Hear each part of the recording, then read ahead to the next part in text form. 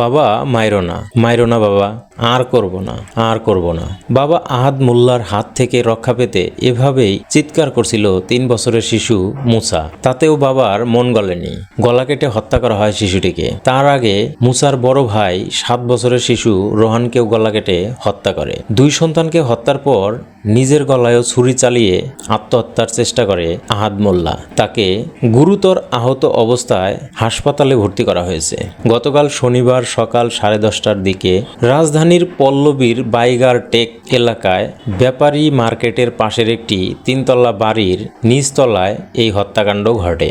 আহাদ মোল্লার গ্রামের বাড়ি ফরিদপুর, তার স্ত্রী রোজিনা বেগমের বাড়ি নেত্রকোনায়। আহাদের এটি 3য় এবং রোজিনার 2য় বিয়ে। তারা পল্লবীর ভাড়া বাসায় থাকেন। আহাদ মোল্লা বাসাবাড়ির নিরাপত্তা কর্মী এবং রোজিনা মেসে রান্নার কাজ করেন। শনিবার দুপুরে বাইগার টেক গিয়ে দেখা যায় বাড়িটি ঘিরে স্থানীয় বাসিন্দাদের ভিড়। চারপাশ থেকে উকি দিচ্ছে মানুষ, তবে পুলিশ কাউকে ভেতরে ঢুকতে দিচ্ছে না। সিআইডির ফরেনসিক ইউনিট আলামত সংগ্রহ করতে ব্যস্ত। মানুষের ভিড় ঠেলে বাড়িটির ভেতরে ঢুকে দেখা যায় 2 কক্ষের বাড়িটির সামনের কক্ষের একটি খাটে 2 সন্তান হারিয়ে নির্বাক বসে আছেন মা রোজিনা আক্তার। তার দুপাশে বৃদ্ধ বাবা ও মা বসা। তারা গত সোমবার মেয়ের বাসায় বেড়াতে আসেন। এই বৃদ্ধ বাবা মা তার মেয়েকে সন্তান হারানোর সান্ত্বনা দিচ্ছেন, তবে তারাও বারবার মূর্ছা যাচ্ছেন। কেন এমন হলো কেউ কিছু বুঝতে পারছেন না। কারো কাছে কোনো উত্তর নেই। অপর কক্ষে খাটের উপর পড়ে আছে রক্তাক্ত বিছানা, বালিশ ও একটি ছুরি। ঘটনার বর্ণনা দিয়ে রোজিনা আক্তার বলেন, শনিবার ভোরে তার স্বামী আহাদ মোল্লা কাজ থেকে বাসায় ফেরেন। প্রতিদিনের মতো আজও সকাল 9টার দিকে রোজিনা তার বেড়াতে আসা বৃদ্ধ মাকে নিয়ে মেসে রান্নার কাজ করতে রওনা দেন।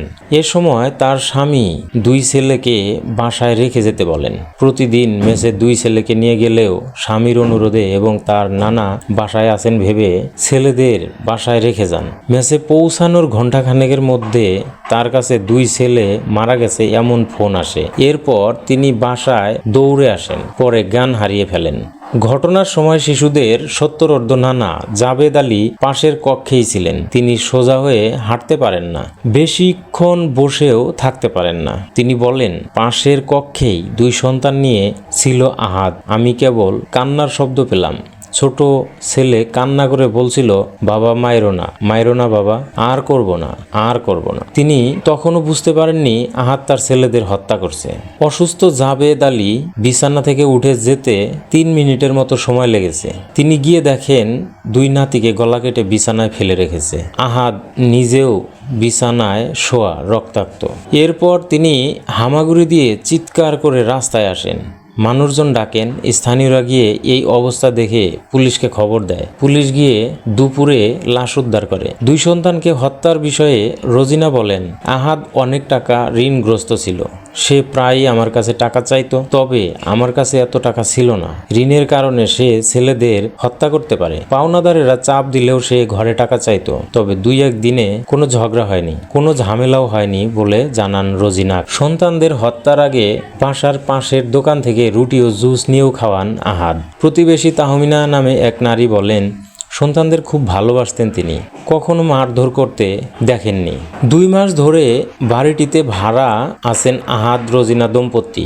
বাড়িওয়ালা নাসির বলেন, আহাদ 3টা বিয়ে করেছে। তার পারিবারিক সমস্যা রয়েছে বলে শুনেছি, তবে কেন হত্যাকাণ্ড ঘটেছে তা জানা যায়নি। গুরুতর আহত আহাদ ঢাকা মেডিকেল কলেজ হাসপাতালের নাক কান গলা বিভাগে ভর্তি আছেন।